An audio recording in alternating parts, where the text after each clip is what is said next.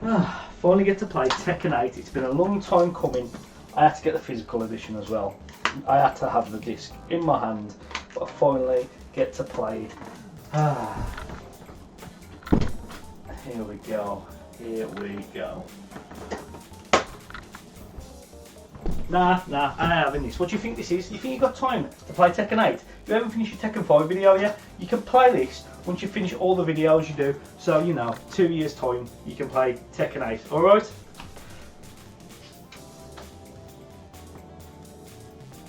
Damn, this is a bit awkward. There. Fuck you. Get the Tekken 5 video finished. Sick of it. See you later. Prick.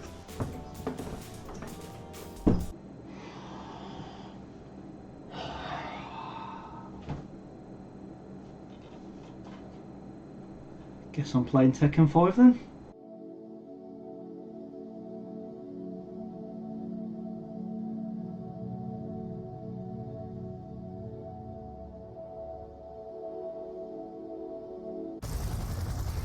By 2005, fighting games were in a bit of a weird place. All the main franchises in the genre weren't really hitting the same as they were in the 90s. Street Fighter didn't have a new main entry for years, and Mortal Kombat was going through its awkward 3D phase, and Dead or Alive, well, it was Dead or Alive. And Tekken was no different. Though Tekken 4 got some decent reviews, sales weren't great, and neither was the reception from the competitive players. It was clear that the next game in the series would be make or break for the franchise. And that is why today I am looking at Tekken 5 on the PS2, the last one on the PS2. Was it good enough to keep the series afloat, or would it end up destroying the series entirely? Well, it didn't destroy the series because Tekken 8 released like 3 weeks ago. But yeah, today I'm looking at Tekken 5, as I said, the last game of the PS2 era of Tekken. So without further ado, let's just get straight into it. So like I said in the intro, by the mid-2000s fighting games had passed the golden era we saw in the 90s, and the sales of Tekken 4 definitely showed that, with it being the worst game sales-wise in the series history. But 2004 marked a special year for the franchise, with it being the 10-year anniversary of Tekken. Could Tekken 5 have the same impact on the fighting game genre that the original had all those years back? Tekken 5 would originally release in arcade in late 2004, and then just a few months into 2005 would release on the PS2, making it the quickest game in the series to go from arcades to console. Which is all well and good, but I don't know what we did in Europe to be made to wait until bloody June. And of course Tekken 5 would be the last game in the series to appear on the PlayStation 2, an era of Tekken games that would mix up and take risks even though it already had a perfect formula to work with. Would Tekken 5 be any different?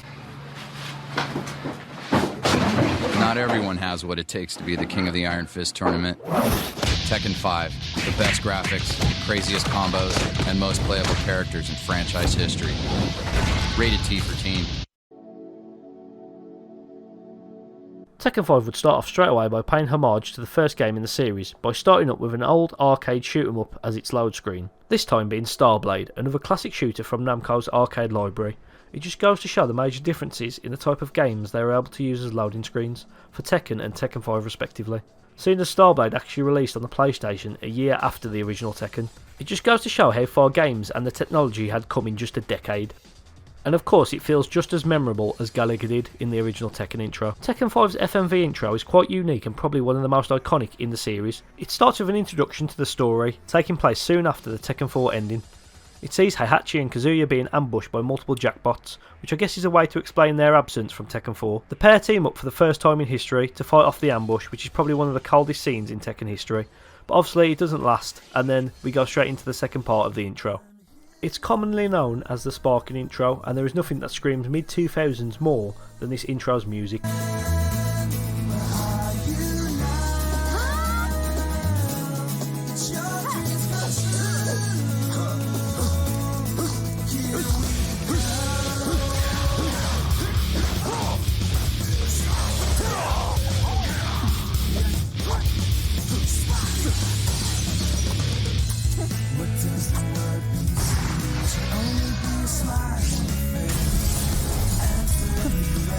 This part of the intro does a great job of showcasing mainly the new characters, but also giving almost each character on the roster a few seconds in the spotlight, showing how much of an improvement the size of the roster is on the previous game. Even though I can admit that I've never been a fan of this type of music, I have to admit it's probably one of the most iconic intros in Tekken history. Every mode that appeared in Tekken 4 has returned. The likes of Story, Arcade, Time Attack and Survival all return, with Arcade having a bit more of a reason being in the game thanks to the character's levelling up system, which for the first time in the series history lets you level up your favourite character and take on new fights with increasing difficulty depending on your rank. But when speaking of game modes in Tekken 5, I really want to focus on two in particular, this being Devil Within and Arcade History. Devil Within is Tekken 5's most unique mode. Best way to describe it is Tekken 4's with a bit more meat on the bone. This time around, rather than just being a few random levels you can play through with any character, this mode focuses entirely on Jin as he fights his way through labs and ancient ruins trying to find answers about his devil form. From most of the gameplay you're seeing, this game mode looks like the traditional Tekken 4's gameplay loop, but it's not. It has the one thing that has been missing from Tekken games since day one, that being platforming, which works just as well as you could imagine platforming would work in a fighting game. But other than the jank of the controls and the camera giving me my first taste of motion sickness, this mode is actually really enjoyable. The mode has 5 levels in total, each one ending with a boss. I only completed 2 levels and that took me just under an hour to do, so there's at least 2 hours worth of gameplay here, which is a massive improvement on what Tekken 4's offered, making Devil Within a fully fledged game mode rather than a minigame. Each level is broken up into different rooms and corridors. Some will see you traverse platforms, others fighting groups of enemies, and even some puzzle segments. The fighting in this mode still suffers from the same problems as Tekken 4's did in Tekken 4.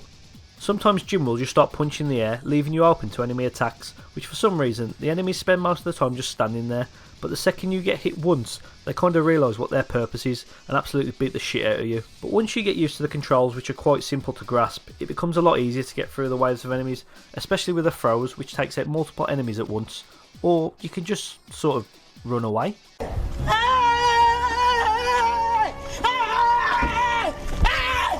Why are you running? Why are you running? Well, one word of advice for anyone playing this mode for the first time is to just avoid all the random side rooms. At first I thought these blue orbs you collect may be some sort of currency that could help you level up after every level, but it turns out it's just a way to keep score.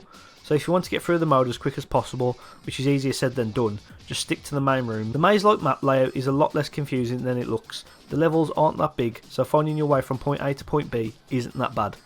Once you get through the level, you take on a boss fight. Like I said, I only managed to complete 2 levels, which saw me take on an upgraded Jackbot, and the second boss, which was a bunch of Heihachi clones, which took place in a room designed to look like a nursery, which is probably the creepiest thing I've ever seen in a Tekken game. From what I've played so far, this is definitely a welcome addition to the game, and a great way to kill a few hours. I will definitely be completing this mode once this video is out as well. The other new mode is of course Arcade History, which is one of the best things the developers have ever added to a Tekken game. This mode lets you play the arcade version of the first 3 Tekken games, which is absolutely insane. Considering the games were only released in the last 10 years at this point, this is like Tekken 8 having fully playable versions of Tekken 6, Tag 2 and 7 included on the disc. Now these are the arcade versions, so they're really bare bones. The second you select one of them, you put straight into the character select screen, no changing options or different game modes, just straight up arcade mode, which isn't a bad thing. It's a great addition to the game, giving people the opportunity to revisit these classics or experience them for the first time. This is another great example of older games having modes and additions added to them because it's a fun addition for the fans and not just something as a pre-order bonus or something held back until post-release to sell as an add-on. Tekken Bolt in Tekken 7. Excuse me. I just wish that Tekken 8 released during a massive anniversary for the series and they did something similar. Oh, those arcade machines look interesting. All in all, Tekken 5 is probably the best value for money in all of the series. You literally get 3 extra Tekken games bundled in, a lengthy second story mode with Devil Within, and of course all the modes and content you'd expect from the series at this point. Right then, story time, and to be honest this is probably the shortest gap between games in the franchise history, as the story of Tekken 5 picks up straight after the end of Tekken 4, in which Jin's ending was canon. In the ending we saw Jin defeat both Heihachi and Kazuya before escaping in his devil form. The intro of Tekken 5 picks up straight after this as the best father and son duo in video game history. The fuck you doing? Nothing. Wake up to an ambush from what seems like an endless amount of Jackbots. The attack was planned by G Corporation, the company that Kazuya was working with, and the rival of the Mishima Zaibatsu, headed by Heihachi. The two work together for the first time in history, which lasts about 30 seconds. Kazuya finally turns on Heihachi and throws him into the oncoming Jacks, who then proceed to jump on him like he's just scored a 90th minute winner. Kazuya then escapes as Heihachi is then killed. Yes, he's dead. Look, it even says it there. He's gone. He's not going to appear in the game because he's dead. Nah, he's still alive because of course he is.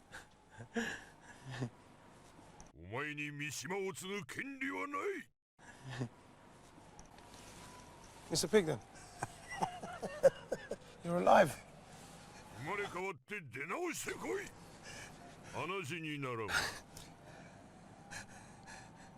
I can't believe it. Someone said you was dead. I'm actually kind of disappointed they went back on the decision to take Heihachi out of the game, even if it was just for one game and then brought him back in Tekken 6. I remember a similar thing happening in Mortal Kombat Deadly Alliance where they killed off Liu Kang and actually stuck to that decision.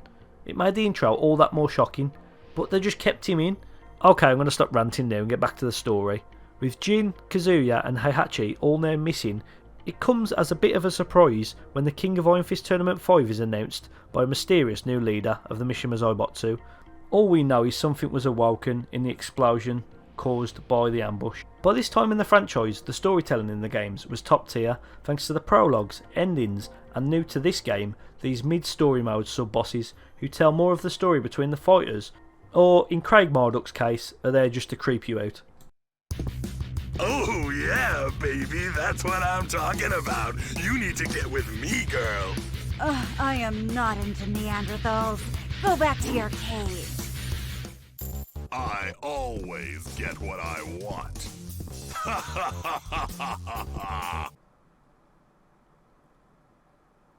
I don't even think that was okay in 2004. Okay, it's time to talk about the gameplay, and yeah, what the developers basically did was took all the stuff that people hated about Tekken 4's gameplay, picked it up, took it to the top of a cliff and then threw it off like it was their firstborn son. What I'm saying is Tekken 5 strips out everything that made the previous game unique and goes back to basics with its gameplay, which isn't necessarily a bad thing. First of all, the stages have returned to the classic formula, not quite infinite stages like the PS1 era, but a much more simpler layout. That means no more objects in the stage that could be interacted with, making for a much more balanced gameplay experience. The gameplay itself is okay, but not the best. I still feel that Tekken 4's gameplay felt a bit smoother. Now that may be because I've been playing Tekken 8 around the same time, or maybe even a bit of input delay from the emulator I used to record the footage, but for some reason Tekken 5 just feels a lot less responsive. That's not to say it's a bad game, it's still quite smooth and easy enough to play and have fun with. The biggest change I think in Tekken 5's gameplay is the AI you fight against. They seem a bit smarter this time. In previous Tekken games, especially on the PS2, it was quite easy to get through rounds by simply using your character's most OP move over and over again. But not in Tekken 5, the AI will block whatever you throw at it and even use combos of their own. This makes Tekken 5 probably the most challenging but yet rewarding game to play through, as it never felt like the AI was unfair, just that I had to be smarter with my attacks and blocks. That is until the final match, which I'll talk about later. So yeah, Tekken 5 made vast improvements on things that turned a lot of people away from the series, and also made a more challenging experience in the single player department.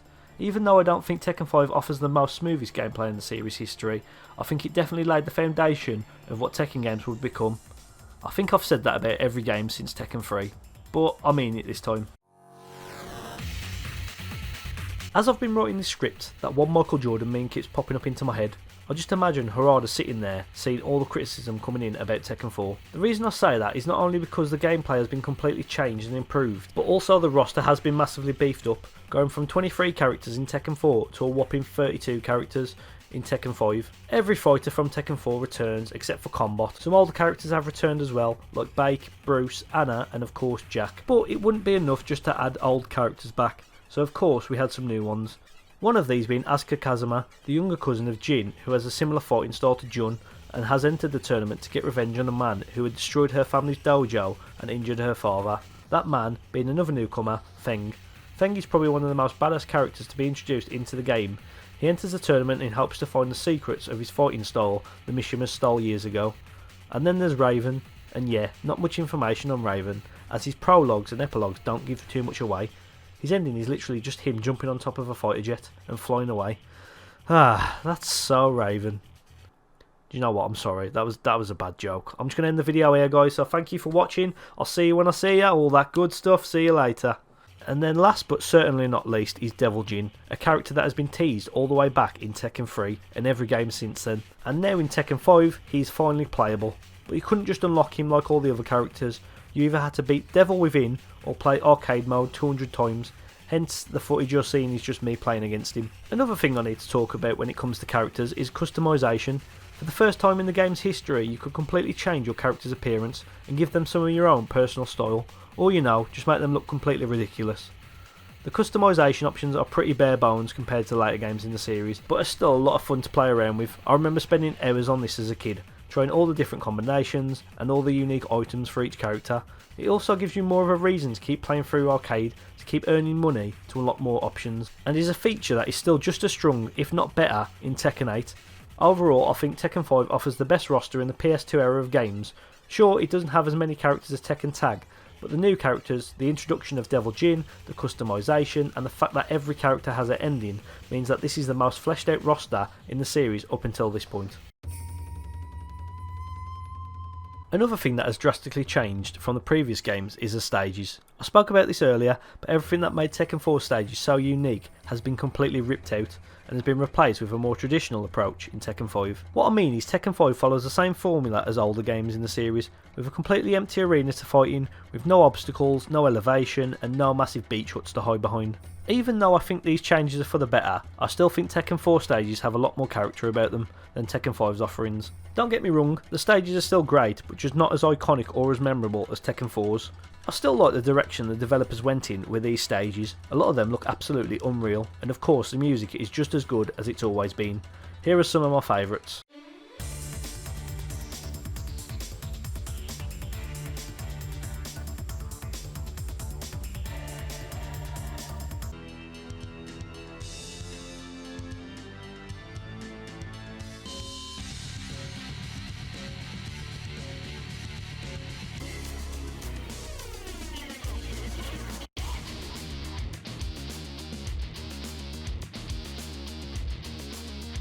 And of course I have to pick my favourite stage, which for me is Hell's Gate. The visuals are amazing and the music is just perfect, and it captures perfectly what Tekken 5 does well with its stages, giving us more unique and sometimes literally out of this world stages we've never seen before. Another thing is the music on the Acid Rain level. The song's called Streets and as always sounded awfully familiar to me, and a few months back I discovered why.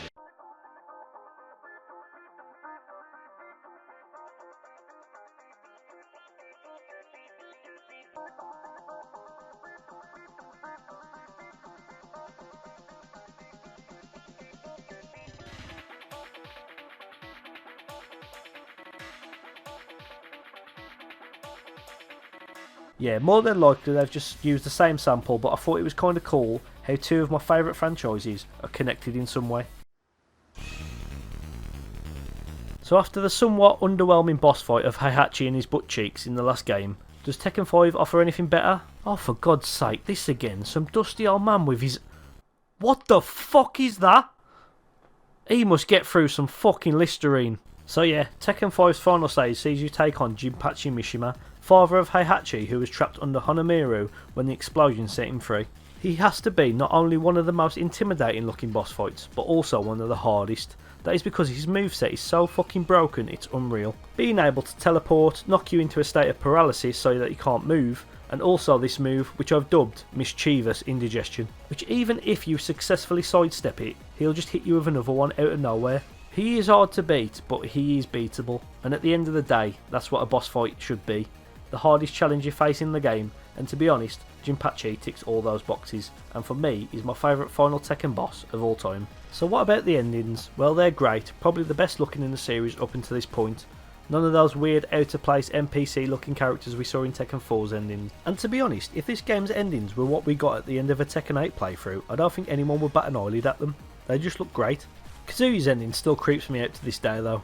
The only small problem I noticed while making this video is that a lot of characters seem to share endings, like Christy and Eddie. In the end, I think Tekken 5 not only has the best boss fight, but also some of the best endings in the franchise, making it a joy to play through time and time again.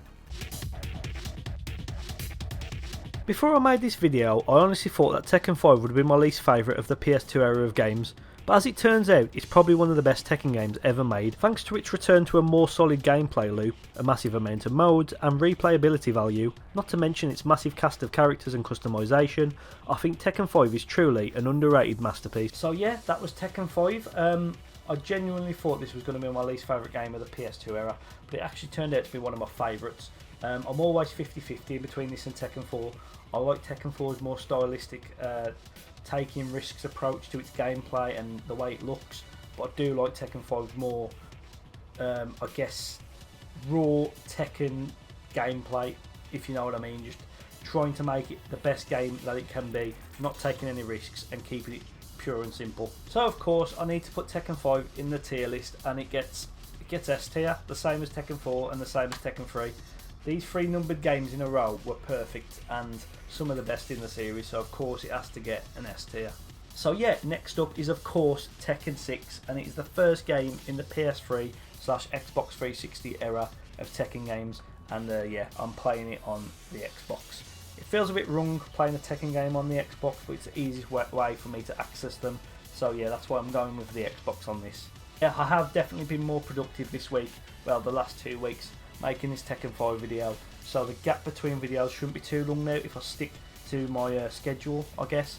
I'll be getting up way earlier to write the script in the morning, and it's worked out pretty well. I've got the Tekken 5 video out sooner than I would have if I did it my previous way, where just trying to do everything on the weekend and then getting stressed out that I can't get it done and then not doing it. If I just keep splitting it up into days, I'll get the video done, so that's what I'm going to carry on doing. So the Tekken 6 video will be out sooner than you realise. But yeah, that is it. Thank you for watching. Thank you so much for the support on these videos. It's been unreal, and it definitely motivates me to do the videos more.